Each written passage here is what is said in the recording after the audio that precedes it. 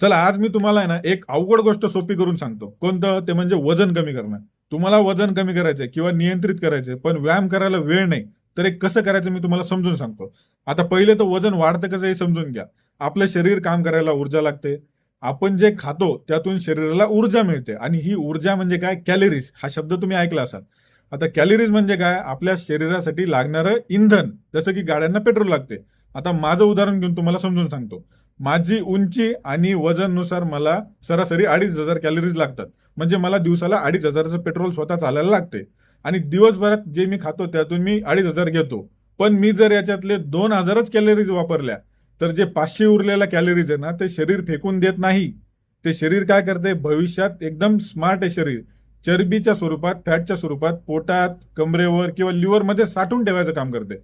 आणि रोज जर असं चालू राहिलं तर काय होणार? तुमचं वजन वाढायला सुरू होणार. आता लक्षात घ्या, 2,500 कॅलरीज येणार कुठून? प्रोटीन, कार्बोहायड्रेट, फॅट्स आपल्या आहारातून असतात त्याच्यातून येतात. आता विषय असा आहे की एक्सरसाइज शिवाय वजन कमी होऊ शकतो का? हो, नक्कीच होईल. कारण वजन कमी करायला ना हेच महत्वाचे नियम काम करतात. आता एक लक्षात घ्या, काय करायचं? मला वजन कमी करायचंय तर मी काय करणार? 500 कॅलरीज कमी करणार. 500चं इंधन गाडी माझी रिझर्ववर वापरायला सुरू करणार. समजून घ्या, म्हणजे काय आहे त्या चरबी वापरायला सुरू करायचं, तिथून जाळायचे फॅट्स. म्हणजे 2,500 लागतंय तर मी 2,000च खाणार. ठीक आहे, 500 शरीरातून ऑलरेडी जे आहे ते वापरायला सुरू करणार.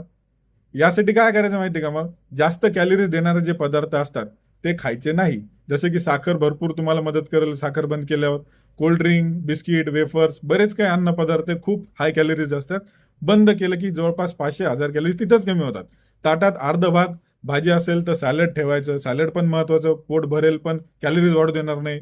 आणि असं केलं तर काय माहितीये का? एक्सरसाइज शिवाय तुमचं साठलेली चरबी वापरायला सुरू होते. पण याला ना नियमितपणे केलं पाहिजे आणि याला भरपूर वेळ लागेल. मग व्यायाम कशासाठी? तुम्ही म्हणाल व्यायामाचा फायदा काय? कसं आहे ना, जर मी 500 कॅलरीज कमी खातोय तर व्यायामाने काय होईल? 500 अजून वापरल्या जातील. समजलं?